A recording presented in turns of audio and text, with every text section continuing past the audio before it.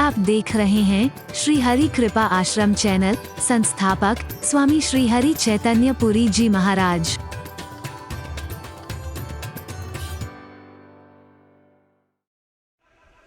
और अपनी मति का इस्तेमाल, परमात्मा ने जो मति दी थी, आत्मा से चिंतन दिया है, उसका उपयोग नहीं किया है। मंत्रा के अनुसार चलने की कोशिश की है तो सुहाग भी गया और सौभाग्य भी गया। अब दुर्भाग्य के अलावा कुछ भी बाकी नहीं बचा है। श्री राम कहते हैं कि अपने घर की बात को भी जहां तहां नहीं कहना चाहिए। सब जानते हैं कि पिता दशरथ वनवास दे सकते हैं श्री राम को, जिन्होंने पूर्व जन्म में तपस्या के समय भी यही वरदान मांगा था कि जब तक तुम्हारे दर्शन हो ये जीवन रहे, और जिस दिन तुम जरा भी दूर हो जाओ कि राम मेरा जीवन न रहे, तड़प तड़प करके मर जाऊं मैं। और सत्य सिद्ध करके दिखाया है। राम राम कही जरा बिछुड़े हैं, राम राम राम राम राम राम करते करते प्राणों को त्याग दिया है। तिनके की तरह अपने शरीर को त्याग दिया है। कौन नहीं जानता है कि दशरथ राम को जरा देर भी अपनी आंखों से दूर कर सकता है। वो दशरथ जिस कुल में पैदा हुआ है कि प्राण जाए पर वचन न जाए, कितनी बार अपने वचनों से दूर होने की कोशिश करता है, वो दशरथ हरिश्चंद्र के कुल में पैदा हुआ दशरथ, रघुकुल में पैदा हुआ दशरथ, जहां की रीति थी रघुकुल रीति सदा चले आई, प्राण जाए पर वचन न जाए। विश्वामित्र दरबार में आया है, कहते हैं सम्मान होने के बाद, कहिए महाराज क्यों पधारे हैं आप? अब जो आज्ञा देंगे मैं करूंगा। भूमि धेनु धन कोसा सर्वस आज देव सहरोषा। आप भूमि मांगिए, आश्रम के लिए अगर जमीन चाहिए तो, आश्रम को चलाने के लिए आपको गाय वगैरह चाहिए, जितनी चाहिए बताइए। पैसा चाहिए आश्रम और व्यवस्था करने में, वो मांग लीजिए। और इतने से भी काम नहीं चाहते आप, कुछ भी मेरा मांग लीजिए।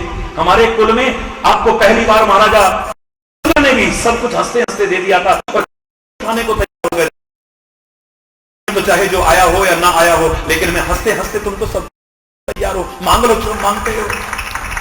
सर्वस आज देव से समय तो हंसते हंसते खुशी मन से दुख न मनाते हुए सब कुछ देने को तैयार हूं, मांग लो। महाराजा विश्वामित्र कहते हैं कि तुम्हारे मन में मेरी वही छवि चली आ रही है कि मैं राजपाटी मांग। नहीं, अब ये विश्वामित्र बदल चुका है। अब वो वाला विश्वामित्र नहीं है। पहले तो मैं गुस्से में आया था, अब मैं शांति से आया हूं। पहले मैंने राज्य मांगा था, दुनिया का राज्य मांगा था, अब दुनिया का राज्य नहीं, दुनिया के मालिक को मांगने आया हूं। मुझे देना चाहते हो तो राम लक्ष्मण दे दो, मेरी यज्ञ की रक्षा कर दें। अनुज समय देहु रघुनाथा, निशिचर बज मैं हो था। दरबार भरा हुआ है, भरा हुआ दरबार। विश्वामित्र आए, पता नहीं क्या मांग लेंगे। आज और भी ज्यादा भीड़ हो गई है वहां। अरे बोलना, इस कुल में एक बार पहले आए थे, हरिश्चंद्र का सब कुछ ले लिया, शमशान में कैसे कैसे रहा, बेटे की क्या दशा हुई, पत्नी की क्या, आज पता नहीं क्या होने वाला है। विश्वामित्र आए हैं। हरि बोल। बहुत ज्यादा भीड़ है, लेकिन विश्वामित्र कहता है अब मैं एक संत हूं, और संत तुम्हारी संपत्ति नहीं तुम्हारी संतति चाहता है। जो संतति तुम्हारे प्यार और जो मिलना चाहिए उसके न मिलने के कारण गुमराह होती जा रही है, उसे सबसे जोड़ो तो तुम्हारी संतति कुछ ऐसा कर सकेगी कि दुनिया भर में हम अपना नाम रोशन कर दे। तुम देना चाहते हो तो अपनी संततियां, मैं तुम्हारी संतति मांगने आया हूं, तुम्हारी संपत्ति मांगने नहीं आया हूं। मुझे देना चाहते हो तो राम और लक्ष्मण दे दो। अभी तो कह रहा था कि सहर्ष दूंगा मांगोगे, अब आंखों में आंसू आ गए। हे मुनिराज, सोच करके बोलो, सोच करके। विप्र कहो नहीं वचन विचारी, सोच के नहीं बोल रहे हो तुम, क्या बोल रहे हो ये? चौथे पन पायो सुतचारी, बुढ़ापे में तो औलाद मिली, इतने बुढ़ापे में 4 औलाद है, और तुम लेने आ गए उनको, सोच के नहीं बोल सकते तुम? अरे बोलना। दशरथ भरे दरबार में कितनी बदनामी की बात है। अभी अभी कहें कि तुम मांगो, हम उस कुल में पैदा हुए हैं, हंसते हंसते दे देंगे, और हम कहते हैं नहीं विश्वामित्र कहते हैं हंसते हंसते दो, धर्म सुजस प्रभु तुम कहें इनका कल्याण हो जाएगा। तेरे राम और लक्ष्मण को मैं ऐसा बना दूंगा, जब तक ये चांद है, जब तक ये सूर्य है, जब तक गंगा यमुना की धारा है, जब तक ये और ना भी रहे, तब तक तेरे राम का नाम सारी दुनिया में अमर हो जाएगा। सौंप के दे। और जहां तक मेरा सवाल है, मेरे यज्ञ की रक्षा हो जाएगी। राक्षस मुझे तंग करते हैं, मुझे यज्ञ नहीं करने देते हैं, तो फिर लक्ष्मण को ले जाओ। पर राम नहीं बनहि गुसाई, मेरा लक्ष्मण अकेला ही सारी दुनिया के राक्षसों को वध कर सकता है। ये कुछ राक्षसों का जिनका तू नाम ले रहा है, ये है क्या उसके सामने? ले जा लक्ष्मण को। ताकि मैंने खाली यज्ञ रक्षा के लिए नहीं कहा है, खाली राक्षसों को वध के लिए नहीं कहा है। मैंने क्या कहा है? निशिचर वध मैं हूं अनाथ, निश्चरों का वध हो जाए और मैं सनाथ हो जाऊं। क्यों, अभी तक अनाथ थे क्या? बोले हाँ, अभी तक अनाथ था। अनाथ कौन होता है? जिसके मां बाप ना हो। मैं अपने आप को ही भगवान समझता था, मैं अपने आप को ही अपना मां बाप समझता था। मैं कहता था मैं एक नई सृष्टि बना दिखा सकता हूं, मैं नया स्वर्ग बना सकता हूं, मैं ये कर सकता हूं, मैं ये कर सकता हूं, मेरे ऊपर भी कोई है, मुझे एहसास ही नहीं था, इसलिए मैं अनाथ था। आज पता लगा है कि राम परमात्मा मुझसे भी ऊपर है। ये अगर आ गया तो मैं सनाथ। लक्ष्मण राक्षसों का वध करेगा, तुम्हारा राम मुझे सनाथ करेगा। ये मेरा भी बाप है। ये अरे जोर से कोई बता। संपत्ति नहीं चाहता है, जो संपत्ति चाहता है वो संत नहीं है। जो गुरु तुम्हारी संपत्ति रखता है वो गुरु नहीं है। जो तुम्हारा अच्छा जीवन चाहता है, तुम्हारा अच्छा आचरण चाहता है, इसके कारण तुम सुख और आनंद के भागीदार बनो, सच्चा संत और सच्चा सदगुरु वही होता है। हरि बोल।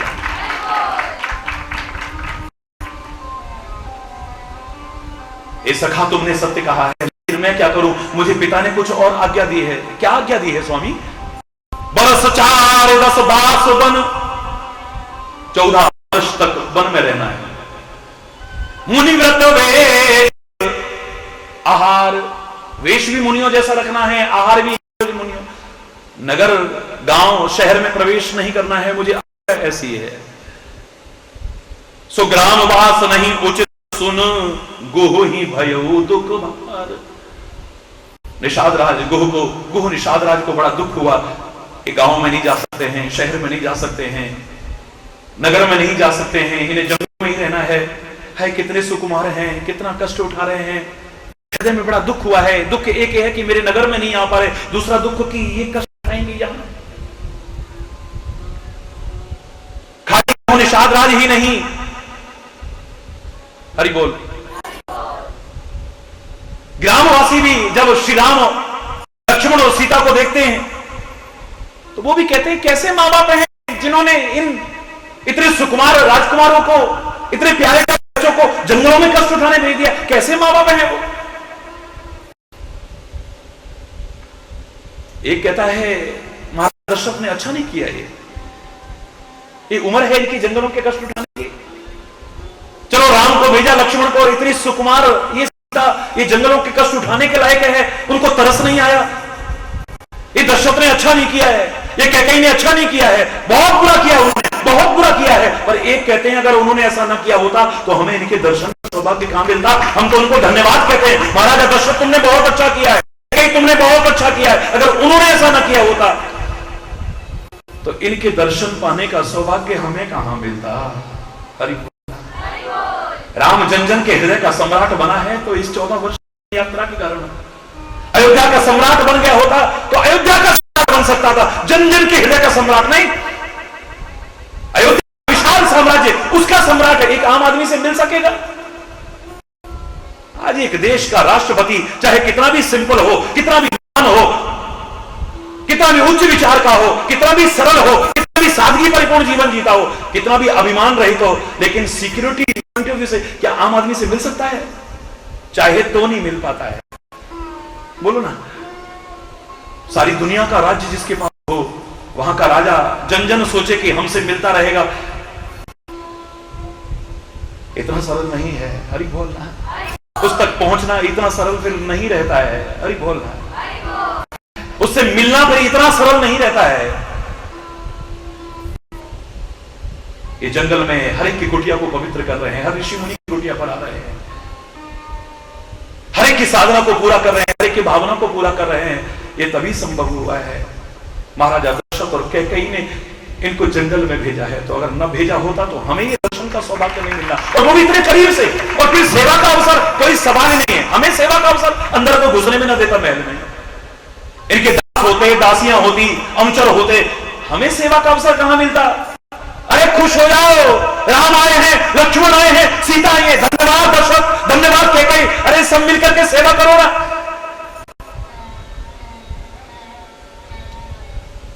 सारे मिलजुल करके तुरंत भाग दौड़ करते हैं। सिंसुपा नदी के किनारे पर देखा, बहुत सुंदर स्थान है। भगवान श्री राम को स्थान दिखाया, भगवान श्री राम को हर तरह से अच्छा लगा। लोग तो चले गए और भगवान अपना संध्या वंदन करते हैं, यानी नियम को नहीं छोड़ना चाहिए। हरि बोल। उस प्रेम में मगन भगवान श्री राम को अभी अपना नियम याद है कि संध्या हो गई है, अब मुझे संध्या वंदन करना है। रघुवर संध्या करन सिधाए, गुहु समार साथरी डसाई।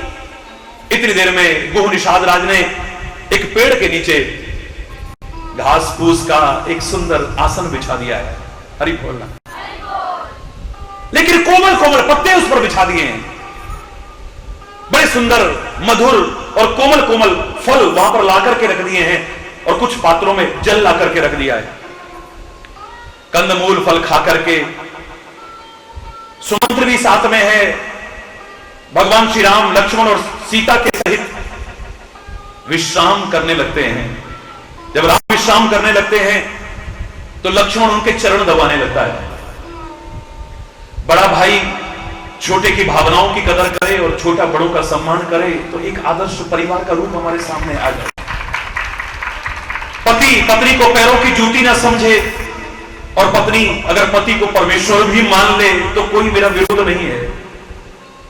वो अगर घर में उसी की भावनाओं की कदर करते, उसके अनुरूप चलती है, एक दूसरा भावनाओं की कदर करता है, एक दूसरे के सम्मान की रक्षा करते हैं, तो परिवार का माहौल ही कुछ और हो जाएगा। जो नरक बना है वो स्वर्ग तुल्य हो जाएगा। माँ बाप अपने बच्चों की भावनाओं की कदर करते हैं, और बच्चे माँ बाप की सेवा और सम्मान से वंचित नहीं रहते हैं, घर का माहौल ही कुछ और हो जाएगा। हरि बोल। ये संबंधों की गरिमा, संबंधों का माधुर्य जो खत्म होता जा रहा है, परिवार टूटने और बिखरने की कगार पर जो आ रहे हैं, बच जाएंगे। वरना क्या दशा हो रही है, आपसे छुपी हुई नहीं है, किसी से छुपी हुई नहीं है। भगवान श्री राम लेटे हैं तो छोटा भाई पैर दबा रहा है, वाह। और भगवान श्री राम भाइयों के साथ जब खेलते थे ना, कोई नहीं कर सकता है ऐसा, कोई नहीं कर सकता है। भगवान श्री राम जानबूझ के हार जाते थे, खेल में जानबूझ के हार जाते थे। छोटे भाई खुश होते, देखा हमने राम भैया को हरा दिया, देखा हमने राम भैया को हरा दिया। ये भरत प्रमाण पत्र दे रहा है, मैं जानता हूं राम का स्वभाव, हारही आप जितावही मोही।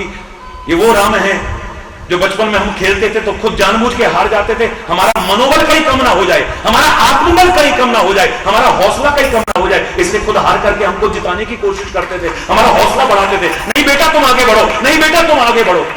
बड़े छोटों का भावनाओं की कदर करें और छोटे बड़ों का सम्मान करें, तो घर घर की दशा ही कुछ और हो जाएगी, दुर्दशा दूर हो जाएगी। हरि बोल।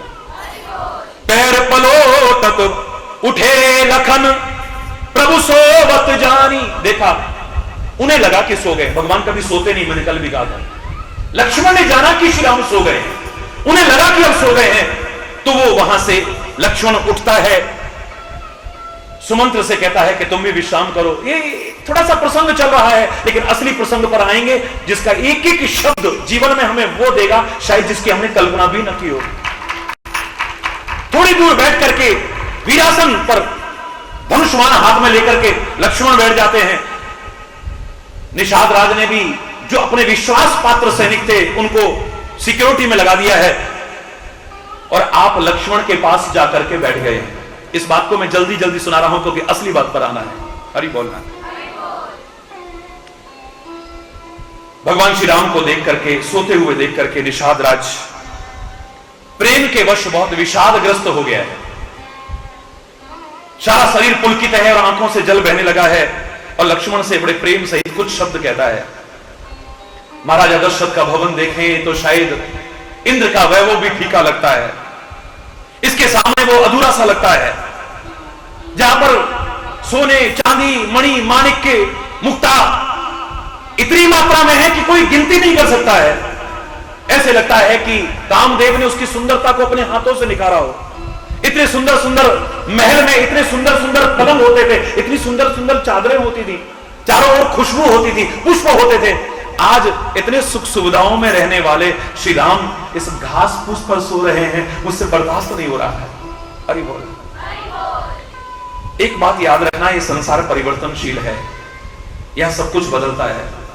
यहां दिन आया है तो रात भी आती है, सुख आया है तो दुख भी आता है, और दुख आया है तो सुख भी आता है। यहां पर एक दिन ऐसा आता है कि पतझड़ होने पर हरा भरा वृक्ष सूख करके ठूंठ रह जाता है, नीरस हो जाता है, उदास हो जाता है, पक्षियों की चहचहाहट उस पर नहीं रहती है। कोई राहगीर उसके नीचे आकर के बैठना थे, जो रौनक रहती थी उस पेड़ के नीचे, जो शोभा रहती थी, वो सब खत्म हो जाती है। अज्ञानी व्यक्ति तो उस सूखे ठूंठ को काट करके फेंकने की कोशिश करता है, लेकिन समझदार कहता है कि संसार परिवर्तनशील है, यहां सब कुछ बदलता है तो ये भी बदलेगा। अगर पतझड़ आया है तो एक दिन आएगा बसंत, और बस अंत हो जाएगा इस नीरवता का, इस उदासी का, इस सूखेपन का। फिर यहां पर हरे भरे पत्ते होंगे, फिर ये वृक्ष हरा भरा हो जाएगा, फिर पक्षियों की चहचहाहट होगी, फिर यात्री यहां पर विश्राम करेंगे, यहां पर रौनक हो जाएगी। उसी तरह से वो उदासी दूर हो जाएगी। अगर वो दिन नहीं रहे तो ये भी नहीं रहेंगे। तभी तो जो दुख से घबराते थे उनसे मैंने इतना ही कहा था, दुख भी मानव की संपत्ति है, तो क्यों दुख से घबराता है। सुख आया है तो जाएगा, दुख आया है तो जाएगा, और सुख आया है जब जाएगा तो दुख देकर, और दुख जाएगा तो सुख देकर। जब सुख जाएगा तो दुख देकर, और दुख जाएगा तो सुख देकर। तो सुख देकर जाने वाले से मानव क्यों घबराता है। दुख भी मानव की संपत्ति है, तो क्यों दुख से घबराता है। दुख के सम्मुख जो सिहर उठे, इतिहास उन्हें ना जान सका। दुख में भी कर्मठ धीर रहे, उनको ही जग पहचान सका। दुख एक कसौटी है जिस पर यह मानव परखा जाता है। दुख भी मानव की संपत्ति है, तो क्यों दुख से घबराता है।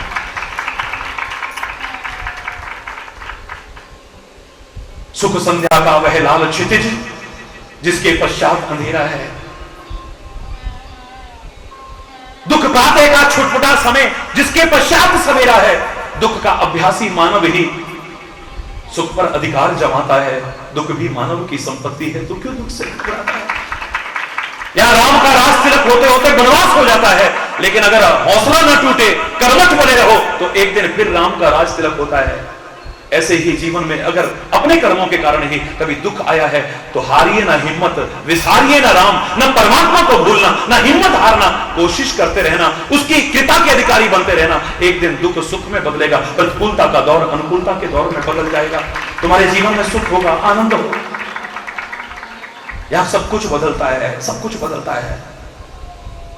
तुम अपने आप को देख लो, तुम कितने बदल गए हो। कभी तुम छोटे छोटे बच्चे थे, फिर किशोर हुए, फिर जवान हुए, फिर धीरे धीरे बुढ़ापा आ जाता है, और फिर एक दिन कभी बोलना। सब कुछ बदलता है। यहाँ अपने आप को देखो तो बदल रहा है। अपने शहर में चले जाओ तो पहले हल्द्वानी ऐसा नहीं था, आज ऐसा नहीं है, और आगे भी ऐसा नहीं रहेगा। परिवर्तन अवश्यवादी है। सारे उत्तरांचल पर चले जाओ, सारे विश्व में चले जाओ, ये सब कुछ बदल रहा है। यहाँ सब कुछ बदलता है। यहाँ घटनाएं बदलती हैं, यहाँ परिस्थितियां बदलती हैं, यहाँ वस्तु पदार्थ बदलते हैं, यहाँ व्यक्ति बदलते हैं, और यहां तक कि लोगों की भावनाएं बदलती हैं। एक दिन था हम किसी को देखे बिना नहीं रह पाते थे। एक ऐसा दिन आता है हमारा देखने को मन नहीं करता है, नहीं होता ऐसा। एक वो दिन होता है हम किसी का इतना सम्मान करते हैं कि उससे बड़ा भगवान भी हम नहीं मानते किसी को। और एक दिन ऐसा आता है कि हम उसका निरादर भी कर दें तो कोई बहुत बड़ी बात नहीं है। एक दिन होता था हम प्रशंसा के पुल बांधते थे, सारी दुनिया मजाक उड़ाती थी, तुम्हें इसके अलावा कुछ सूझता नहीं है, प्रशंसा के पुल बांधते थे। एक दिन आता है हम निंदा और आलोचना नहीं करते तो कोई बहुत बड़ी बात नहीं है। एक दिन आता था किसी पर जान कुर्बान करने को तैयार रहते थे, एक इशारे पर गर्दन काट के उसकी गर्दन में चढ़ाने को तैयार रहते थे। और एक दिन ऐसा भी आ जाए तो कोई असंभव नहीं है कि हम ही उसकी जान लेने वाले भी बन जाए, तो कोई असंभव नहीं है। भाई भाई की जान ले रहा है आज, बच्चे माँ बाप की जान ले रहे हैं आज, पत्नी पति एक दूसरे के कैसी कैसी घटनाएं पढ़ते हो, कैसी कैसी घटनाएं सुनते हो, कैसी कैसी घटनाएं समाज में देख रहे हो तुम। कितना बदलता है यहाँ, सब कुछ बदलता है यहाँ। अगर नहीं बदलता है तो मेरा संत, नहीं बदलता है तो मेरा सदगुरु, नहीं बदलता है तो मेरा परमात्मा, बाकी सब कुछ बदलता है यार। हर कोई बदलता है, सब कुछ बदलता है यार। इतना बदल जाता है कि हरि बोल, आश्चर्य, आपको आश्चर्य होता होगा कई बार। घरों में देखो, परिवारों में देखो, संगठनों में देखो, दुनिया में देखो, कहीं पर भी देखो, पल प्रतिपल सब कुछ बदल रहा है यार, सब कुछ बदल रहा है। हरि बोल, जोर से बोल रहा है। बचपन में एक गीत गाया करता था, वो समाज की स्थितियों को देख करके ही मैंने गाया था। सरसब्ज उजड़ते हैं लेकिन उजड़ों को भी बसता देखा है। सरसब्ज उजड़ते हैं लेकिन निराश मत होइए। सुख आ जाए तो अभिमान में फूल मत जाना, और दुख आ जाए तो उसे भूल मत जाना। तब तुम्हारा जीवन देखो कैसा बदलता है। यहां सब कोई बदलेगा, इसलिए घबराओ मत। सरसब्ज उजड़ते हैं लेकिन उजड़ों को भी बसता देखा है। जो आज अकड़ कर चलते हैं कल उनको सकुचता देखा है। जब वक्त गरीबी का देखो कंकड़ भी महंगे लगते हैं। जब पास में पैसा होता है माणिक को भी सस्ता देखा है। जो आज अकड़ कर चलते हैं कल उनको सकुचता देखा है। सब बदलता है यहां। सुन राज तिलक की खबरों को, सुन राज तिलक की खबरों को, अरमान सभी के दिल में थे। उम्मीदें भरी उन नजरों से सावन सा बरसता देखा है। अयोध्यावासी रो रहे हैं, अभी उम्मीदें थी कल राम सिंहासन पर बैठेंगे, कितना आनंद आएगा, बधाइयां गाएंगे। और उन्हें नहीं पता था कि बनवासी बनकर के राम जंगलों में कष्ट उठाने को चला जाएगा। एक घड़ी में क्या से क्या हो जाए। कौन जानता था कि गुजरात में भूकंप आएगा और सुबह के दर्शन ही नहीं होंगे। लाखों लाखों लोग काल के ग्रास बन जाएंगे। वो आलीशान महल चकनाचूर हो जाएंगे। वो सारे ख्वाब मिट्टी में मिल जाएंगे। कौन जानता था, कौन जानता था कि समुद्र के किनारे छुट्टियां मनाने गए, थोड़ी देर में सुनामी का कहर बरपेगा और लाखों लोगों की जान को ले लेगा। कोई नहीं जानता था यहां कब क्या हो जाए, कौन जानता है। सब कुछ बदलता है यहां। इसलिए सुख मिला है, अनुकूलता का दौर मिला है तो अकड़ मत करना, अकड़ मत जाना। और दुख आया है तो घबराना मत, हौसला रखना, उसका नाम लेकर के प्रयास करो। एक दिन अनुकूलता का दौर तुम्हारे जीवन में आएगा, चिंता मत करो। सुन राज तिलक की खबरों को, अरमान सभी के दिल में थे। है ऐसा होगा, है ऐसा होगा, बैंड बाजे बजेंगे, खुशियां मनेंगी, बधाइयां होंगी। मेरे राम सिंहासन पर बैठेंगे, क्योंकि सबको मेरे राम अपने राम लगते थे।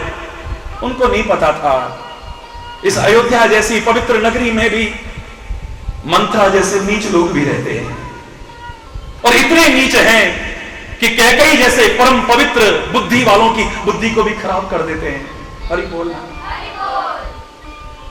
उम्मीदें भरी उन नजरों से सावन सा बरसता देखा है। सरसब्ज उजड़ते हैं लेकिन उजड़ों को भी बसता देखा है। खिलती हुई कलियों से कह लो, खिलती हुई कलियों से कह दो, भूले न कभी वो गुलशन में। अकड़ न करें, ये अकड़ किसी की नहीं रही है। खिलती हुई कलियों से कह दो, भूले न कभी वो गुलशन में। एक ऐसी हवा भी चलती है, पुरखार गुलिस्तान देखा। खार हो जाता है वहां पे। एक एक पौधा तक दिखाई नहीं देता है, वो बगीचा ऐसा बन गया है अब वहां पर लोग जाना भी पसंद नहीं करते, कूड़े का ढेर लगा हुआ है वहां पे। हरि बोल। खिलती हुई कलियों से कह दो भूले न कभी वो गुलशन में, एक ऐसी हवा भी चलती है पुरखार गुलिस्तां देखा है, जो आज अकड़ कर चलते हैं कल उनको सकुचता देखा है। एक दृश्य ऐसा देखा था कि उसे इसमें पिरोना नहीं भूला। अरे बोलना, भगवान करे ऐसा दृश्य कहीं ना हो।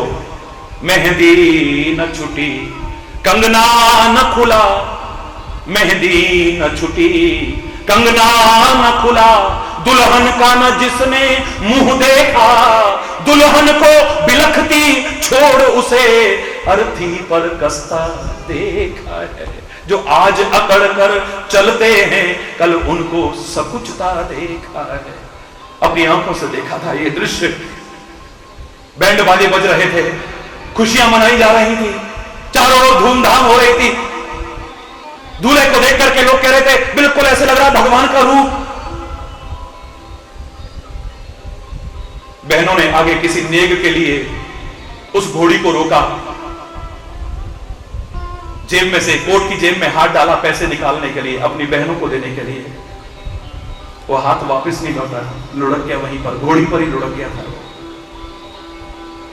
6-7 बैंड बज रहे थे वहां पर और इतना शोरगुल था, आधे घंटे तक तो पता नहीं चला कि जिस दूल्हे की शादी की खुशी में ये सब हो रहा है वो दूल्हे तो कब का नहीं बोल रहा है। क्या हालत हुई होगी।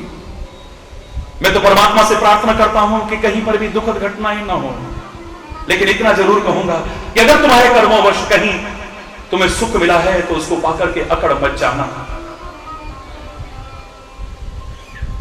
और अपने कर्मों के कारण अगर दुख मिला है तो परमात्मा के नाम और सद्गुरु से कभी विश्वास हटा मत लेना, अपना प्रयास करते रहना और भरोसा रखना उनकी कृपा से एक दिन तुम्हारा प्रतिकूलता का दौर अनुकूलता में जरूर बदलेगा। हरि बोल। अगर राम का राज तिलक होते होते वनवास हो सकता है तो उसी राम कथा में हमें फिर राम का राज तिलक का उदाहरण भी तो मिलता है। जिनसे बिछुड़ करके गया था उनसे फिर मिलना भी तो मिलता है। लेकिन यहां सब कुछ बदल रहा है। एक दिन इतने आलीशान महलों में रहते थे जिनकी दिव्यता इंद्रलोक से भी कहीं बढ़कर के थी। आलीशान पलंग पर सोते थे, बहुत सुंदर सुंदर कोमल कोमल बिस्तरों पर सोते थे। आज उनको घास फूस पर सोते देख करके निषाद के हृदय में विषाद स्वाभाविक हो गया है। अरे बोलना, जोर से बोलो। जो गवाही जिन्हें ही प्राण की नाई, सारे लोग जिन्हें प्राण की तरह रक्षा करते थे, मही सोवत ती राम गुसाई, आज वो जमीन पे सोए हुए हैं। जब इनके साथ ऐसा हो सकता है तो हरि बोलना, फिर कौन अभिमान करेगा कि हमारे साथ एक जैसा ही रहेगा हमेशा। हरि बोलना। अकड़ तो वैसे भी मुर्दे की पहचान है। मैं तो हमेशा कहता हूं मुर्दा अकड़ता है, जिंदा नहीं अकड़ता है। मुर्दा अकड़ता है, जिंदा नहीं अकड़ता है। और जीवित व्यक्ति में अगर अकड़ आने लगे तो उसे डॉक्टर से कंसल्ट करना चाहिए। शुड कंसल्ट, डॉक्टर से कंसल्ट करना चाहिए कि डॉक्टर साहब मेरी गर्दन अकड़ गई है, इसकी अकड़ दूर करो। डॉक्टर साहब मेरी उंगलियां अकड़ गई हैं, देखो इनकी अकड़ दूर करो, इसका कुछ इलाज करो। मेरी कमर अकड़ गई है डॉक्टर साहब, इसकी अकड़ को दूर करो। मेरे घुटने अकड़ गए हैं, जकड़ गए हैं, इनकी अकड़ को जकड़ को दूर करो। अगर ये अकड़ और जकड़ दूर ना हुई हम सुखी नहीं रह सकते हैं, प्रसन्न नहीं रह सकते, सामान्य जीवन नहीं जी सकते हैं। अकड़ तो मुर्दे की पहचान है। अकड़ के रहते व्यक्ति सुखी रहेगा, मुझे नहीं लगता है, चाहे वो अकड़ हो या ऐसी अकड़ हो। हरि बोलना। मत अकड़ करना। परमात्मा की कृपा से या तुम्हारे किन्हीं प्रयासों से अगर तुम्हें अनुकूलता का दौर मिला है, अकड़ मत करना। और अपने कर्मों के कारण ही कहीं तुम्हें कोई कष्ट की स्थिति का सामना करना पड़ा है तो घबराना मत। परमात्मा को, सद्गुरु के वचनों को अपने से दूर मत करना, उन्हें साथ लेते हुए प्रयास करते रहना। तुम्हारा मनोबल बड़ा रहेगा, आत्मबल बड़ा रहेगा और तुम प्रयास करके एक दिन सफलता हासिल करोगे। अनुकूलता का दौर तुम्हारे जीवन में आएगा, भरोसा रखना ही। इसीलिए कहा था हारिए ना हिम्मत, विसारिए ना राम। हिम्मत मत हारना, अपने मनोबल को खत्म मत होने देना, आत्मबल को टूटने मत देना। अगर एक द्वार बंद हो गया है तुम्हारे लिए, तो अगला द्वार परमात्मा की कृपा से अपने आप खुला हुआ मिलेगा। तुम आगे बढ़ करके तो देखो, वहीं पर रुके मत रहो। अपने आप को खत्म करने की कोशिश मत करो, अपनी जो कमियां हैं उन्हें खत्म करने की कोशिश करो। हम सोचते हैं दुखों से छुटकारा मिल जाएगा अगर हम जीवन खत्म कर देंगे। जीवन का अंत करके दुखों से छुटकारा नहीं मिलता है। हरि बोल। पिता जनक जग विदित प्रभाव, ससुर सुरेश सखा रघुराव। जिसके पिता जनक जैसे महान वैभवशाली, ससुर जिनके दशरथ जैसे और पति जिनके राम जैसे, आज सोवत मही विधि वामन के ही रामचंद्र जैसे जिसके पति हो भगवान जैसे, वो आज जमीन पर ऐसे कष्ट उठा करके सो रही है। हरि बोल। ऋषि पत्नियों जैसे वस्त्र पहन करके रह रही है। हरि बोल। सिय रघुवीर की कानन जोगु, कर्म प्रधान सत्य कह लोगु। वो निषाद राज कहता है, लक्ष्मण से कह रहा है। लोगों ने गलत नहीं कहा है कि कर्म ही प्रधान है।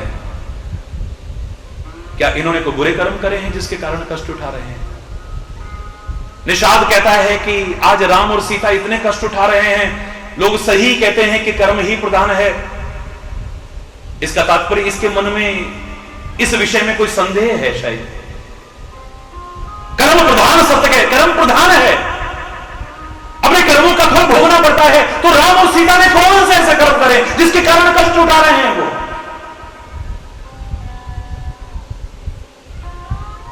यहीं से मेरा प्रसंग शुरू होगा। हरि बोल। जोर से बोला। यहीं से प्रसंग शुरू होगा। लक्ष्मण ने उत्तर दिया है इसके प्रश्नों का, निषाद के विषाद को दूर करा है जिन शब्दों से। मैं दावे से कह रहा हूं, आप भी जितने विषादग्रस्त हैं, किसी भी वजह से आपका भी विषाद दूर न हो जाए, तब हरि चैतन्य से कहिएगा। लेकिन उन शब्दों को ध्यान से सुनिएगा और ध्यान से सुनकर के जीवन में अपनाइएगा। खाली सुनने से काम नहीं चलेगा, खाली सुनाने से काम नहीं, अपनाने से काम चलेगा। हरि बोल। क्योंकि मैंने हमेशा कहा है, डॉक्टर का मिल जाना रोग दूर होने की गारंटी नहीं है। एक किस्मत है तुम्हें अच्छा डॉक्टर मिल जाए, योग्य डॉक्टर मिल जाए, कुशल चिकित्सक मिल जाए, ये भी तुम्हारे सौभाग्य हैं। कहीं नीम हकीम के खतरे में, उसमें चक्कर में पड़ गए तो जान भी खतरे में है फिर। हरि बोल। अकुशल डॉक्टर कहीं मिल गया तो पता नहीं तुम्हारी क्या हालत कर देगी, कोई पता नहीं। हरि बोल।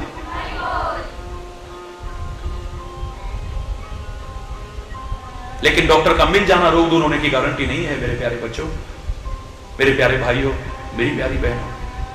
दुनिया का सबसे अच्छा डॉक्टर जिस रोग से हम ग्रस्त हैं उसका स्पेशलिस्ट डॉक्टर मिल जाए, लेकिन रोग के उस डॉक्टर का, स्पेशलिस्ट डॉक्टर का मिलना, इतने बड़े डॉक्टर का मिल जाना रोग दूर होने की गारंटी नहीं है।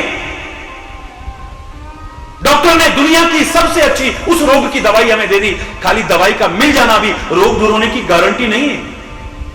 डॉक्टर अच्छा मिले, दवाई अच्छी मिले और उस दवाई को उपयोग में लाएं, व्यवहार में लाएं और उसके बताए परहेज पर चलें, तब संभावना रोग दूर होने की हो सकती है, वरना नहीं।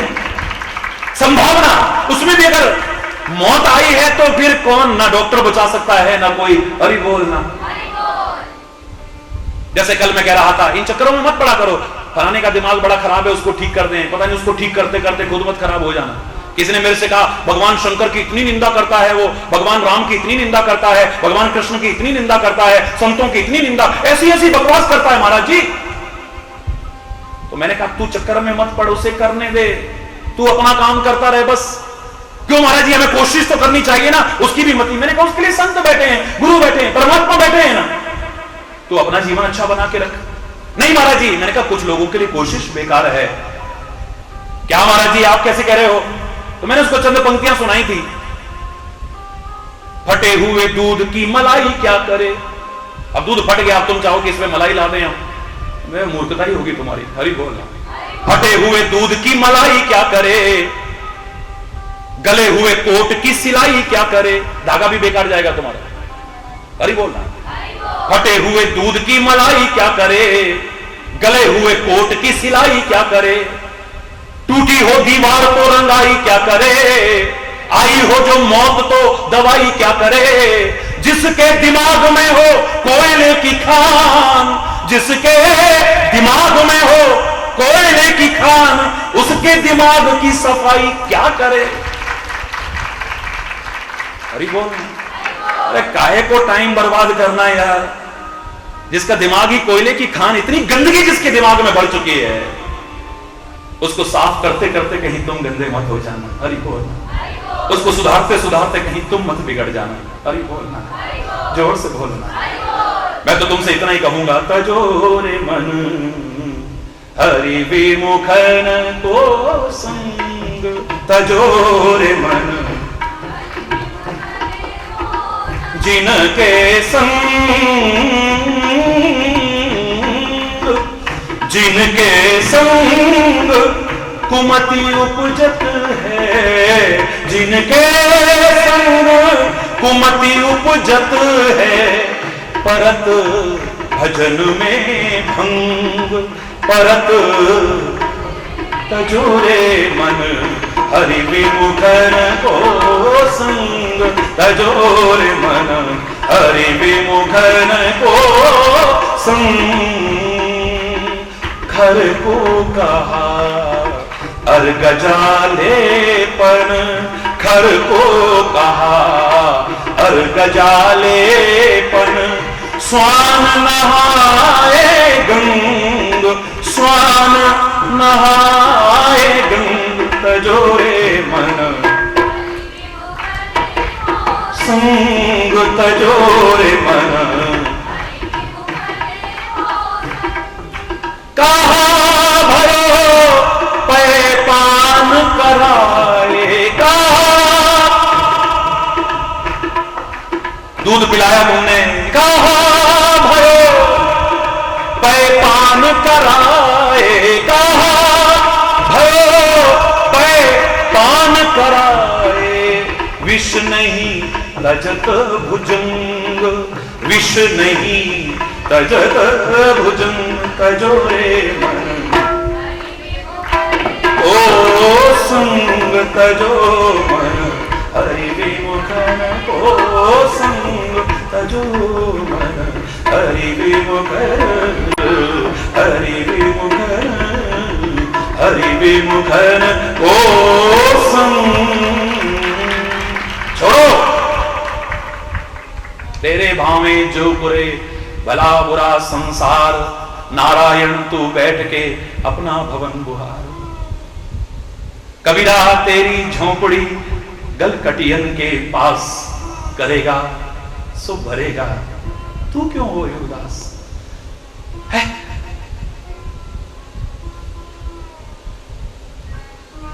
इस चक्कर में मत पड़।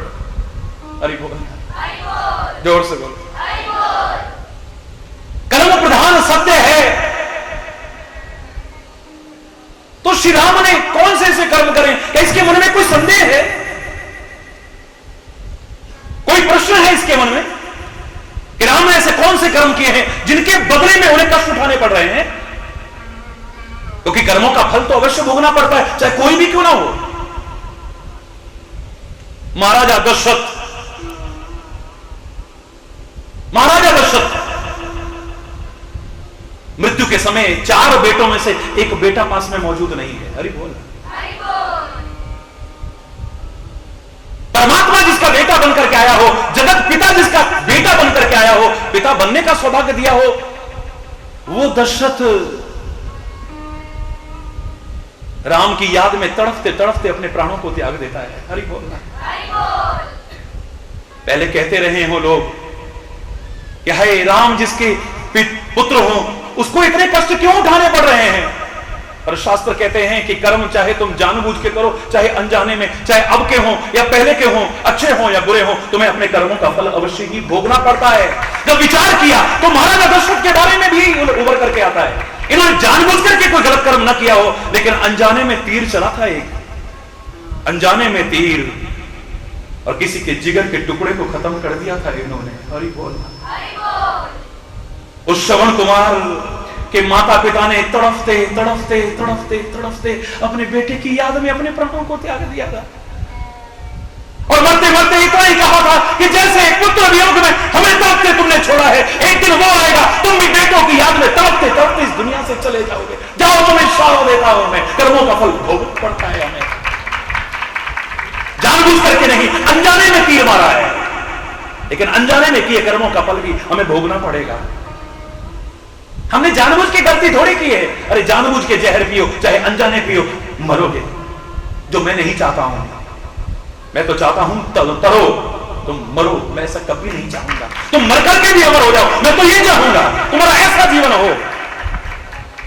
दुनिया में सब कहते हैं कि सबने मरना है, मैं कहता हूं नहीं, शहीद नहीं मरता है, भक्त नहीं मरता है, ज्ञानी नहीं मरता है, अच्छा जीवन जी करके जाने वाला मर करके भी अमर हो जाता है, नहीं मरता है। संत नहीं मरता है कभी, सज्जन नहीं मरता है कभी। सब मरते हैं तो शहीदों के साथ क्यों लगाते हो अमर शहीद?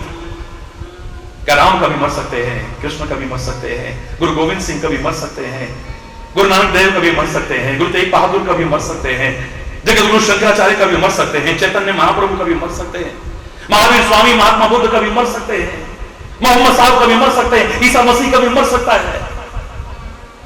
बड़े बड़े संत महापुरुष, वो भक्त, वो संत क्या कभी मर सकते हैं? उनको मारने वाले मर जाएंगे, लेकिन वो नहीं मर सकते, मर करके भी अमर हो जाते हैं वो। अरे बोल, जोर से बोलना, और जोर से बोलना, मर करके भी अमर हो जाते हैं। मैं तो ये चाहूंगा कि तुम कभी ना मरो, कुछ ऐसा करके जाओ कि मर करके भी अमर हो जाओ, ऐसा जीवन जी करके जाओ। आया है सो जाएगा, मैं मानता हूं, चाहे राजा रंग फकीर, फर्क कितना हो सकता है कि एक सिंहासन चढ़ गए, एक बंधे जंजीर, फर्क कितना हो सकता है? हरि बोल, जोर से बोलो ना, हरि बोल, और जोर से बोलो, फर्क कितना हो सकता है? बस कर्मों का फल भोगना पड़ता है। भगवान श्री कृष्ण ने देखो वो धोबी को पटक पटक के मारा था, धोबी को पटक पटक के मारा था मथुरा में। भागवत की कथा में आप सुनते होंगे, उसके राजश्री वस्त्रों को लिया और खुद पहना, जो कंस के लिए धोकर के ले जा रहा था, और उसको पटक पटक, जैसे कपड़े को पटक पटक के मारते हैं। वही धोबी है जिसने सीता की कितनी आलोचना की थी, तब तो मर्यादा पुरुषोत्तम, लेकिन यहां पर उसे फल भोगना पड़ा है। अरे औरों की बात छोड़ो, श्री राम तो कुछ अनुचित कर ही नहीं सकते, मर्यादा पुरुषोत्तम है। उनके किसी भी कृत्य में अगर हम कमी निकालते हैं तो कमी हमारी हो सकती है, हमारी बुद्धि की कमी हो सकती है, हम अल्पज्ञ हो सकते हैं, हम अज्ञानी हो सकते हैं, मूढ़मती हो सकते हैं। भगवान श्री राम के किसी कृत्य में कमी नहीं है, लेकिन लौकिक तौर पर अगर उन्होंने भी छुप करके मारा है तीर, चाहे अगले जन्म में सही, भगवान कृष्ण तो कभी जा ही नहीं सकते हैं, वो थे, हैं और आगे भी रहेंगे, लेकिन शरीर से आए हैं तो आप जानते हैं आज उनके पैरों में भी तीर लगा है। हरि बोल, उनके पैरों में भी तीर लगा है। दुनियावी तौर पर जिसे उनके जीवन के जाने का कारण बताते हो, अगर उन्होंने किसी को छुप करके मारा है तीर, तो आज इनको भी, ये भगवान हमारे सामने क्यों इस तरह के चरित्र रखते हैं? हमारे मन में कहीं संदेह ना उपजे उसकी न्याय व्यवस्था पर, कि जब मेरे साथ ऐसा हो सकता है तो तुम जो भी जाने अनजाने कर्म करोगे उसका फल तुम्हें अवश्य भोगना पड़ेगा। मेरे पिता हो गए हैं, मैं भगवान हूं, लेकिन इसका तात्पर्य यह नहीं कि उन्होंने अनजाने में तीर चलाया और एक श्रवण कुमार को मार दिया। अनजाने में ही किया हो, अनजाने में भी किया हुआ विषपान मारता है। अनजाने में भी अग्नि को छुओगे तो जलोगे, जानबूझ करके छुओगे तभी नहीं जलोगे। अनजाने में भी लोहे और पारस का अगर संपर्क होता है तो सोना बनेगा। हरि बोलना, कर्म चाहे हम जानबूझ के करें चाहे अनजाने में करें, कर्म अच्छे करें चाहे बुरे करें, कर्म चाहे अब के हो या कर्म हमारे पहले के हो, हमें अपने कर्मों का फल अवश्य भी भोगना पड़ता है, नहीं बच सकते हैं। लेकिन मैं जो आपको बताना चाह रहा हूं, इसका प्रश्न यह बता रहा है कि श्री राम ने कोई ऐसा कर्म करा है जिसके बदले में जंगलों में कष्ट उठा रहे हैं? कर्म प्रधान सत्य कहे लोग, कह कहे नंदनी मंदमती, कठिन कुटिल पर कीन, जेहि रघुनंदन जानकी, सुख अवसर दुख दीन। जेहि रघुनंदन जानकी, सुख अवसर दुख दीन। ओ मंदमती कैकेयी ने, कैकेयी नरेश की पुत्री ने कितनी कुटिलता की है, कितना कठोर बना किया है कि आज इनके सुख और आनंद के दिन थे, राम और सीता के खुशियां मनाने के दिन थे, इनको दुख के गर्त में डाल दिया है, कष्टों के उसमें डाल दिया है। सूर्यवंश के लिए, सूर्यवंश रूपी वृक्ष के लिए ये कैकेयी कुल्हाड़ी बनकर के आई है, अपने हाथों से काट दिया है इसे, अपने सौभाग्य और अपने सुहाग को अपने हाथों से उजाड़ दिया है। निषाद को बहुत भारी विषाद हो रहा है, तो जब उसका बहुत विषाद देखा है तो सारी दुनिया के मन में इस संबंध में उपजने वाले प्रश्नों का, जिज्ञासाओं का और शंकाओं का उत्तर देने के लिए राम के साथ सदैव से रहने वाला मेरा लक्ष्मण वो दिव्य संदेश देता है जो शायद श्री कृष्ण की गीता से कम महत्व नहीं रखता है। अगर ध्यान से सुनोगे, मैंने नोट किया ये जो लक्ष्मण बोल रहा है ये 18 चौपाइयों में बोल रहा है, 18 पंक्तियां हैं इस संवाद में, और गीता में भी 18 अध्याय हैं। वहां 18 अध्याय में जो कहा गया है यहां 18 पंक्तियों में वो कहने की कोशिश की गई है। हरि बोल। पूरा का पूरा वही संदेश है, कर्म भक्ति और ज्ञान का सुंदर समन्वय का संदेश है, हमारे जीवन की दिव्यता को उजागर करने वाला, महान बनाने वाला, उच्च और पवित्र बनाने वाला वो महान संदेश है। माना कि अपने कर्मों का फल भोगना पड़ता है, बिल्कुल ठीक है, बिल्कुल ठीक है। ये लक्ष्मण बहुत मधुर और मृदु वाणी में कहता है, ज्ञान वैराग्य और भक्ति से सनी हुई वाणी कहता है कि मेरे भैया आप दूसरों को दोष मत दो। कैकेयी ऐसी, मंत्रा ऐसी, महाराजा दशरथ ऐसे, फलाने ऐसे, ठिकाने ऐसे, वो ऐसे, वो ऐसे। ध्यान से सुनना इस बात को।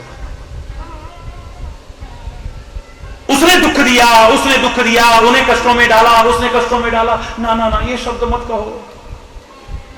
इस लक्ष्मण गीता का संदेश, मैं इसे लक्ष्मण गीता कह रहा हूं।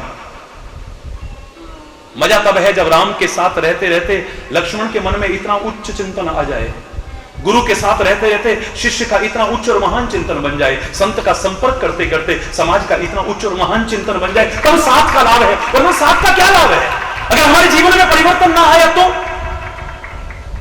अगर तुम किसी संत से जुड़े हो, गुरु से जुड़े हो, परमात्मा से जुड़े हो या धर्म से किसी रूप में भी जुड़े हो, तुम्हारे जीवन में जो परिवर्तन आना चाहिए वो ना आया तो तुम्हारे जीवन को देख करके लगना चाहिए अरे वाह, जरूर ये कहीं सत्संग से जुड़ा हुआ है, जरूर ये किसी गुरु का शिष्य है, जरूर ये धार्मिक व्यक्ति है।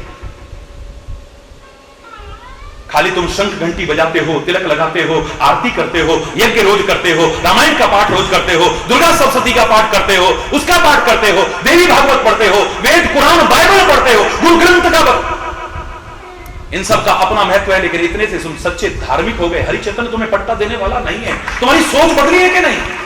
तुम्हारा चिंतन का प्रभाव बदला है या नहीं? तुम्हारा स्वभाव जो बदलना चाहिए था बदला है या नहीं? तुम्हारा व्यवहार बदला है या नहीं? तुम्हारी भावनाएं जो बदलनी चाहिए थी बदली है या नहीं? तुम्हारा जीवन में जो परिवर्तन आना चाहिए था वो आया है या नहीं? अगर तुम किसी संत, गुरु और परमात्मा से किसी भी तौर से जुड़े हो, आपको देख करके सहसा लोग कह उठे, वाह यार देखो पहले क्या था, अब देखो, पहले तो ऐसे गुस्से में कम था, अब जब से महाराज जी के पास जाने लगा इतनी शांति, पहले रोज घर में कलेश करता था, अब देखो, पहले तो पीके पड़ा रहता था, अब देखो, हरि बोल रहा, पहले तो ये इसका लेन देन इतना खराब था, इसमें कोई विश्वास नहीं करता था, काठ की हांडी द्वारा नहीं चढ़ती है, लेकिन आज इतना बदल गया है कि इसके नाम पर लोग करोड़ों देने को तैयार हो जाते हैं। हरि बोल रहा। मैं तो लोगों से कहता हूं, अगर तुम्हारे जुड़ने पर, तुम्हारे जीवन और आचरण को देख करके 10 लोग और सत्संग से जुड़े, तब तो तुम्हारा जुड़ना सार्थक हुआ। और तुम्हारे जीवन और आचरण को देख करके किसी के मन में आया वहां जाके यही सीखते हैं, ये वहां जाके यही सीखते हैं, तो धिक्कार है हमारे धर्म, संत, गुरु और परमात्मा से भी जुड़ने पर। उनको भी लजा दिया हमने, उनको भी लजा दिया है। ये भगवान का भक्त है, ये भगवान का भक्त है, ये गुरु का शिष्य है, ये सत्संगी है। जरा बोली तो देखो, इसका स्वभाव तो देखो, जरा लेन देन तो देखो, इसका व्यवहार तो देखो, इसका चिंतन इतना गिरा हुआ। ये धार्मिक है, ये धार्मिक। कहना तो दूर, किसी के मन में भी ऐसा आ गया तो फिर हरि बोलना, जोर से बोलना।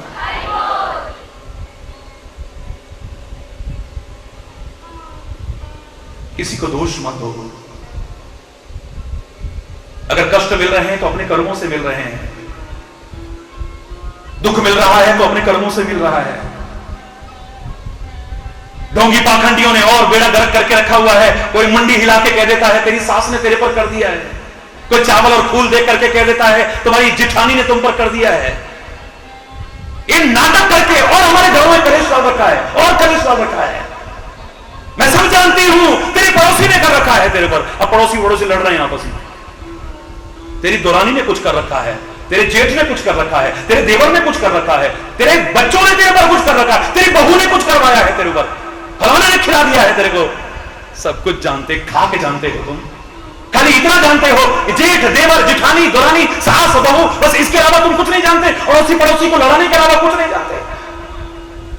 अगर तुम इतना जानते हो तो कोई तो बता देता। इतने लोग नाटक कर रहे हैं कि गढ़वाल में भूकंप आने वाला है, सारे मकानों से बाहर निकल जाना। कम से कम कितने लोग मरने से बच जाते, कितनी जानें बच जाती। कोई तो बताता कि सुनामी का कहर बरपने वाला है, हिंदुस्तान भर में मुंडिया आने वालों को खुला चैलेंज कर रहा हूं मैं। आप जानते 250-300 के तो नाटक बंद करा चुका हूं मैं, जिनकी लाइनें लगती थी। मेरा किसी से विरोध नहीं है, लेकिन ढोंग से, पाखंड से, अंधविश्वासों से, कुरीतियों से, रूढ़िवादिताओं से मेरा था, आज भी और आगे भी रहेगा। इसकी परवाह किए बिना कि चाहे मेरे से कोई दुश्मनी भी रखता हो। मेरा कोई दुश्मन नहीं है, लेकिन वो दुश्मनी भी रखे, I don't bother, I don't care. Hari बोलना। सब कुछ जानते। एक तो जगह पर मैं गया तो 1 सेकंड को तो वो तड़ी मारने लगी। मैं सब जानती हूं। मैंने कहा बता लादे ने कहां छुपा है? वो कोचू कहा? वो कौन है? लादे ने कौन है? ये पता ही नहीं है उसको। सब कुछ जानती है, बस इतना जानती है तुम्हारे घरों में लड़ाई करवानी है। बस तेरी सास ने कर दिया, तेरी नंद ने कर दिया, इसके अलावा कहीं पता चलता है आपको कुछ? बोलो, तुम्हें कुछ खिला दिया है, तुम्हें कुछ कर दिया है, बस इतना ही जानते हैं। पहले इतनी अशांति है, पहले इतना कला कलेश है, पहले इतने वैर हैं, राग द्वेष हैं, विरोध इतने बड़े हुए, और बढ़ाने की कोशिश काहे को कर रहे हो? और बढ़ाने की कोशिश काहे को कर रहे हो? मैंने तो खुले शब्दों में कहा था, दिल रोता है जो ये कहते हैं हम सब कुछ जानते हैं। क्या उनको पता नहीं था कि गुजरात में भूकंप आने वाला है? आज तो मीडिया का जमाना है, प्रिंट, इलेक्ट्रॉनिक मीडिया सब कुछ हमारे सामने तुरंत रख करके दे देता है। अरे कहीं जाते कोई मीडिया में जाके संदेश दे देते कि देखो मैं सत्य बता रहा हूं या बता रही हूं कि कल गुजरात में 26 जनवरी के दिन भूकंप आएगा, कोई अपने घरों में अंदर मत रहना। अरे लाखों लोग बच जाते, लाखों लोग बच जाते। अरे बोलना। वहां वो दुर्घटना बसों की राय दिन हो रही है, कोई तो कहता कम से कम कि देखो इस बस में बैठ के मत जाना, ये दुर्घटनाग्रस्त होने वाली है, ये ट्रेन में दुर्घटना होने वाली है, ट्रेन में मत बैठना। ट्रेन वाले को भी सतर्क कर देते कम से कम। वो कुछ नहीं जानते, कुछ नहीं जानते। ये तो तुमने ढोंग, पाखंड और अंधविश्वास की दुकानों को फलता फूलता अपनी मूर्खताओं के कारण कोशिश की है बनाने की, वरना इनका कोई महत्व इस दुनिया में नहीं है। आज वैसे वैज्ञानिक युग की दुहाइयां देंगे, और वैसे किसने कुछ कर दिया है, किसने कुछ खिला दिया है। उसने मारण मंत्र का उपयोग किया है, किसके कहने पर? हमारे दुश्मन के कहने पर। कितने रुपए लिए होंगे उससे? कितने रुपए लिए होंगे? 500, 1000, 2000, 5000। हरि चैतन्य के बगल में कौड़ी ना हो, लेकिन बच्चा बच्चा हरि चैतन्य को महाराज कहता है। हरि बोलना, हरि बोल। बच्चा बच्चा महाराज कहता है हरि चैतन्य को। हरि चैतन्य ने कभी हाथ नहीं फैलाया है, लेकिन अगर दुनिया की रक्षा के लिए झोली भी फैलानी पड़े, हरि चैतन्य झोली फैलाने में भी कोई संकोच नहीं करेगा। किसी ने 500 रुपए देकर के मारण मंत्र तुम पर करवाया, तुम्हें मरवा दिया, मैं 5 करोड़ भी इकट्ठे करवा लूंगा।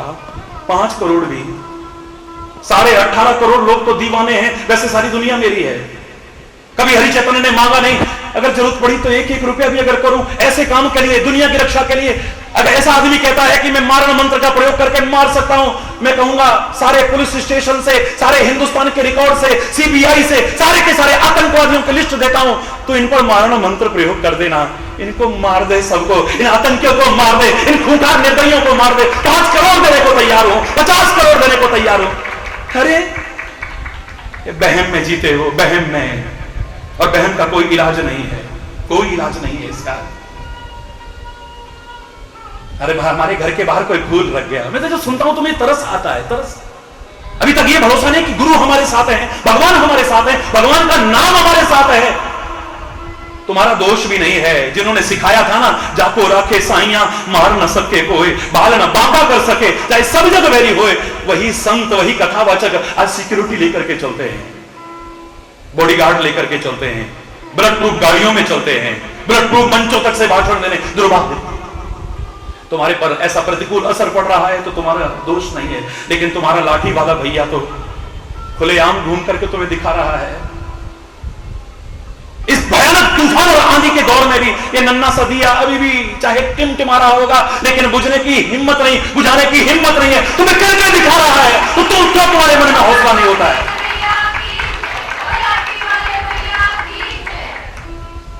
खाली कोरी कथा नहीं कर रहा हूं, आप जानते हैं प्रतिवर्ष सीमाओं पर भी प्रवचन होते हैं, प्रतिवर्ष। आप देख रहे हैं जम्मू कश्मीर से भी यहां कितने लोग आए हुए हैं, और अभी कल तक तो हजारों लोग यहां पर, तो इस 7 दिवसीय कार्यक्रम में लाखों की संख्या जुड़ेगी, लाखों की संख्या जोड़ोगे तो, और हृदय की भावनाओं से तो करोड़ों करोड़ों लोग जुड़े हैं। अरे बोलना सीमाओं पर भी दिया है, आतंकवाद जब चरम सीमा पर था तब भी वहां के बच्चों में, मेरे प्यारे बच्चों में कहीं खौफ ना आ जाए, एक भय और असुरक्षा की भावना ना आ जाए। उनके बीच जाता रहा था, जा रहा हूं और आगे भी जाता रहूंगा। सर्वत्र कोई सिक्योरिटी नहीं है, अरे मारने वाला होगा तो सिक्योरिटी वाला ही मार जाएगा। अफसोस होता है उपदेशकों की कथनी और करनी के अंतर ने भी बेड़ा गर्क करके रख दिया है। तुमको सादगी का संदेश देते हैं लेकिन खुद के जीवन में सादगी नहीं है।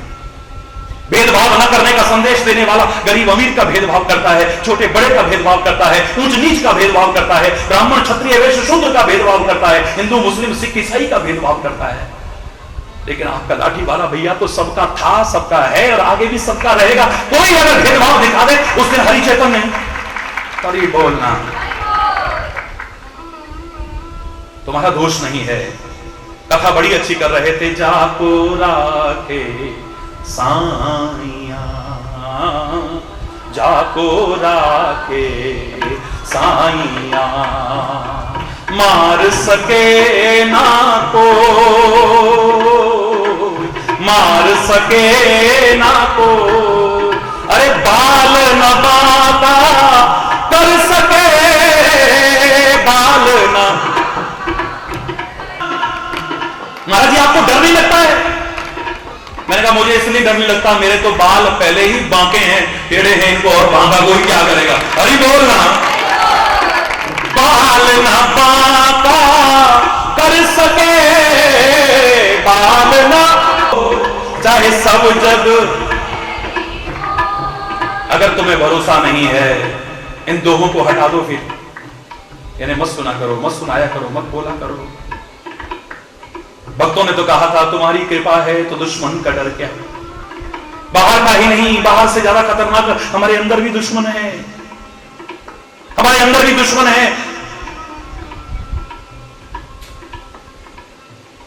जिनका पता भी नहीं चलता है और अंदर ही अंदर हमारा सब कुछ खत्म कर देते हैं। लेकिन अगर तुम्हारी कृपा है, अच्छे जीवन के कारण तुम्हारी कृपा है तो दुश्मन का डर क्या, तुम्हारे गुलामों को खौफो खतर क्या।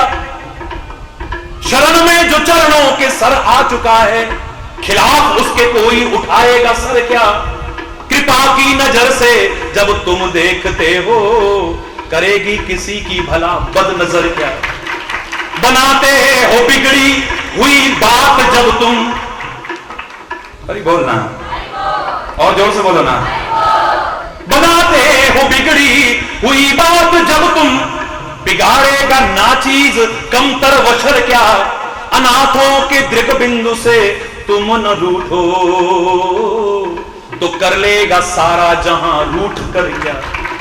अरे बोल, जोर से बोल। जिसके सिर ऊपर तो स्वामी सो दुख कैसा पावे। लाख कोशिश कर ले कोई, किसी के करने पे अगर होने लगे तो अरे बोलना, जोर से बोलो ना। मैं तो आज 25 वर्ष तो हो गए हैं, सारे विश्व के नाम खुला चैलेंज किया करता हूं। जो इतना दम भरते हैं हम तंत्र से और मंत्र से और इससे लोगों का बुरा कर सकते हैं, हरि चैतन्य खुले मंच पर घोषणा कर रहा है, सारी दुनिया के लोगों में विश्वास जगाने के लिए सारी दुनिया के सामने घोषणा कर रहा है। अगर किसी में है तो हरि के दास इस हरि चैतन्य पर अपना तंत्र मंत्र मार के देखे, तब देखो मैं कितना बड़ा है। हरि बोलना, खुला चैलेंज करता हूं, खुला, खुले मंच से। अरे परमात्मा रक्षक हो जिसका, परमात्मा की कृपा हो जिस पर, एक दिन तो ये शरीर आया है तो जाएगा। डर करके नहीं जीना, डर गया वो तो वैसे भी मर गया। अरे बोलना, आए किसी ने कुछ कर दिया। हमारे घर के बाहर फूल पड़े हुए थे, मैं सुनता हूं तो तरस आता है बुद्धि में। अरे मैंने कहा अच्छी बात है, फूल ही तो है, कांटे तो नहीं है भाई। अरे बोल रहा, अरे फूल ही तो रख के गया। हमारे घर के बाहर 9 सिक्के पड़े हुए थे। अरे सिक्के उठा, उसको तेरे काम में नहीं आ रहे, किसी गरीब को दे दे। अरे बोलना, मैं कल सुन रहा था वहां पे। अरे बोल, जिसे गुरु वचनों पर भरोसा नहीं है, जिसे परमात्मा पर भरोसा नहीं है, वो कभी भी सुख और आनंद का भागीदार नहीं बन सकता है। बहम का तो कोई इलाज ही नहीं। लुकमान वैद्य के पास नहीं था, दुनिया में और किसके पास होगा फिर। हरि बोल, को न काहू। लक्ष्मण गीता शुरू हो रही है हमारी, बड़ा दिव्य संदेश है, बड़े ध्यान से सुनिएगा। समय काफी हो चुका है, इसलिए आज इसको शुरू करता हूं। खाली मेरे साथ मिल करके बोलो सब लोग। को ना काहू सुख दुख कर दाता, को ना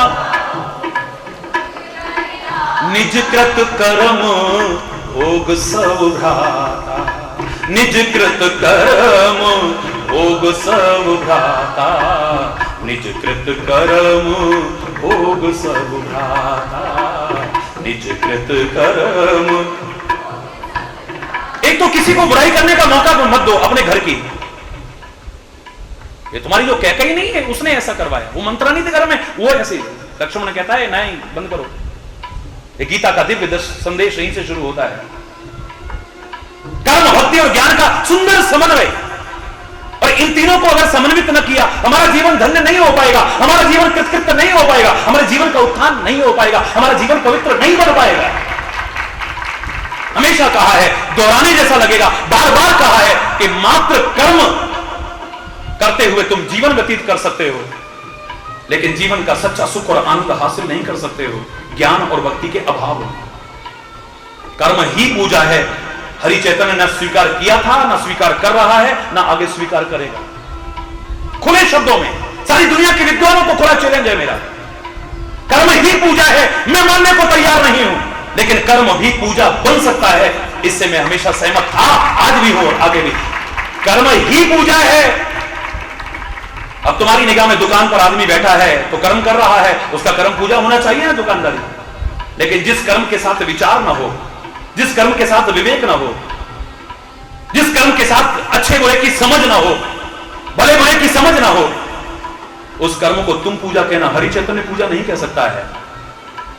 अगर दुकान पर बैठा वो कम तोल रहा है, दुकान पर बैठा धोखा दे रहा है, दुकान पर बैठा खाने पीने की चीजों में मिलावट करके लोगों को बीमारी और मौत की ओर अग्रसर कर रहा है, तुम उसे पूजा मानते रहना, हरि चैतन्य उस कर्म को पूजा नहीं मान सकता है। एक डॉक्टर को भगवान का रूप भी कह दो तो कोई बुरी बात नहीं है। यहां पर कितने डॉक्टर, मेरे बच्चे, इतने प्यारे प्यारे बच्चे बैठे हुए हैं जिन पर मुझे नाज है। अगर उन्हें अपने महाराज जी पर नाज है तो महाराज जी को भी अपने उन बच्चों पर नाज है। एक नहीं, यहां पर कितने डॉक्टर्स बैठे हुए हैं।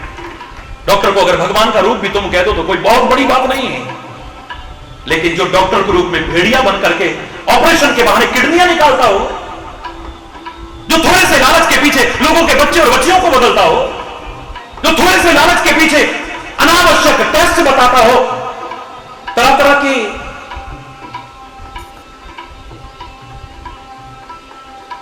थोड़े से लालच के पीछे लोगों के जीवन से खेलता हो, अब वो कर्म तो कर रहा है, तुम उसके कर्म को पूजा कहना। हरिचेतन उसके कर्म को पूजा नहीं स्वीकार करता, खुले शब्दों में कह रहा है। एक कर्मचारी बैठा है, ऑफिस में बैठा हुआ है, लेकिन बिना पैसा रखे फाइल आगे नहीं बढ़ने दे रहा है। बेकार में तुम्हें परेशान करता है, कल आना कल आना कल आना कल आना कल आना। तुम्हारा समय, तुम्हारी मेहनत बर्बाद करता है, तंग करता है तुम्हें, फाइलों को इधर उधर करता है, थोड़े से लालच के पीछे छेड़छाड़ करता है उनसे, थोड़े से लालच के पीछे। तुम उसके कर्म को पूजा कह सकते हो, हरिचेतन उसके कर्म को पूजा नहीं कह सकता है। चौराहे पर खड़ा हुआ, हमारी सुरक्षा के लिए तैनात, थोड़े से सुविधा शुल्क के लिए तुम्हें आगे नहीं बढ़ने देता है, तुम्हें परेशान करता है, तुम उसके कर्म को पूजा कहना। हरिचेतन ने उस कर्म को पूजा नहीं कह सकता, खुले शब्दों में कह रहा है। ट्यूशन के बहाने शिक्षक को गुरु का रूप माना है, भगवान का रूप भी कह दो तो कोई बुरी बात नहीं है, लेकिन वो थोड़े से ट्यूशन के लालच में स्कूल में ठीक से नहीं पढ़ाता है, अपनी व्यक्तिगत दुश्मनियों को तुम्हारे नंबरों से निकालता है। तुम उसके कर्म को पूजा कह सकते हो, हरिचेतन उसके कर्म को पूजा नहीं कह सकता है। कर्म ही पूजा है नहीं।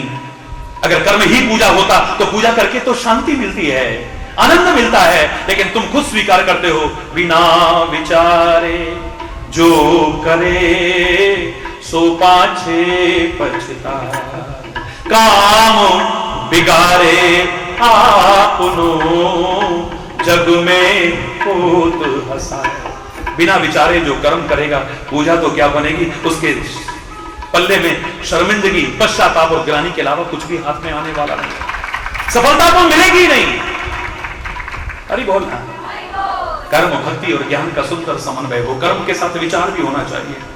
ये कर्म अच्छा है या बुरा है, ये करना चाहिए कि नहीं करना चाहिए, ये करके मेरे जीवन का उत्थान होगा या पतन होगा। कर्म के साथ अगर ज्ञान समन्वित कर दिया जाए और साथ में परमात्मा का स्मरण करते हुए, प्रवस्य नगर कीजिए सब काजा, हृदय राखी कौशलपुर राजा, हृदय से उसका स्मरण करते हुए विचार पूर्वक कर्म करो, तो तुम जो कर्म कर रहे हो मैं उसे पूजा कहने को तैयार हो सकता हूं। हरि बोल।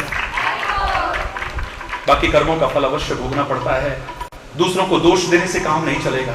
शराब पियोगे फेफड़े खराब हो जाएंगे, बीड़ी सिगरेट गांजा सुल्फा पियोगे फेफड़े खराब हो जाएंगे, लीवर खराब हो जाएगा, बीमार पड़ोगे, जान भी जा सकती है, फिर कहोगे किसी ने कुछ कर दिया है।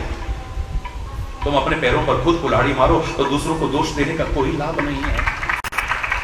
तुम समय को दोष देते हो, हमारा टाइम खराब चल रहा है, अपनी किस्मत को दोष देते हो जिसे तुमने बनाया है, या भगवान को दोष देते हो, भगवान ने हमारे साथ ही पता नहीं ऐसा क्यों किया। अपने आप को दोष नहीं देते हो।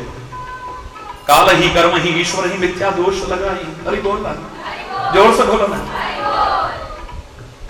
कितना सुंदर दिव्य संदेश आएगा ईश्वर की कृपा से उभर करके इस लक्ष्मण गीता के रूप में। कृष्ण गीता आपने सुनी है, राम गीता भी मैंने आपको सुनाई थी, आज तो मैं लक्ष्मण गीता का प्रसंग प्रारंभ कर रहा हूं।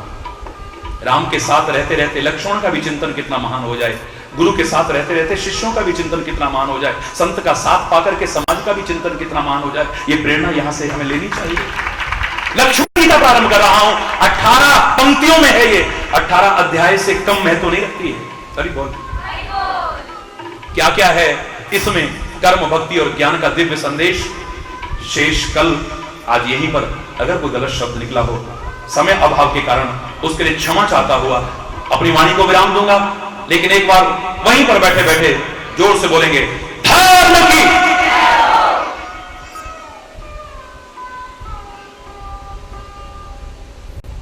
अधर्म का,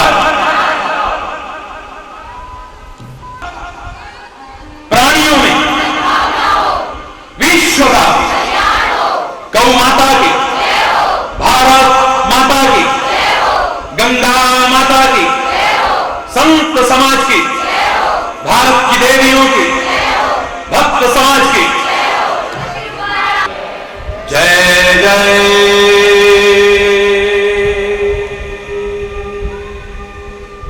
श्री राधे